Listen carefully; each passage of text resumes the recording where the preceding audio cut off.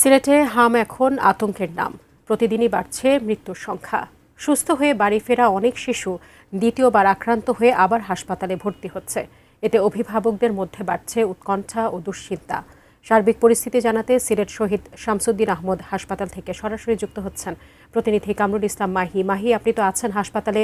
আজকে সকাল থেকে কি অবস্থা দেখতে পাচ্ছেন? নতুন করে কি হাম রোগী ভর্তি হয়েছে কিনা, বা যারা চিকিৎসাধীন রয়েছেন কি অবস্থা দেখতে পাচ্ছেন জানাবেন।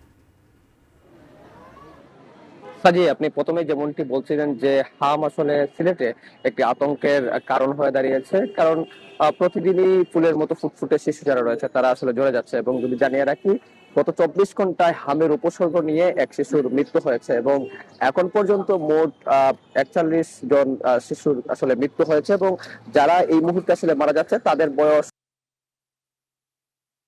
1 বছরের নিচে, এবং অধিকাংশ ক্ষেত্রেই দেখা যাচ্ছে যে 1 মাস, 2 মাস, 3 মাসের শিশুরাও আসলে হামের উপসর্গ নিয়ে হাসপাতালে ভর্তি হচ্ছে। এবং অবস্থা সংকটাপন্ন হবার পর তাদেরকে আইসিইউতে নেওয়া হচ্ছে। আইসিইউতে নেওয়া হওয়ার পর একটা পর্যায়ে তারা আসলে মৃত্যুর কুলে আসলে ঢলে পড়ছে। এবং এই বিষয়টি নিয়ে পরিবার এবং শিশুদের মা বাবা যারা রয়েছেন তারা খুবই দুশ্চিন্তার মধ্যে রয়েছেন। এবং গত কয়েকদিন ধরেই আরেকটা বিষয় লক্ষ্য করা যাচ্ছে যে যারা হামে আক্রান্ত হয়ে হাসপাতালে ভর্তি হয়ে সুস্থ হয়ে আবার আবার বাড়ি যাচ্ছিলেন, তারা আবার দ্বিতীয় আসলে তারা ভর্তি হচ্ছেন।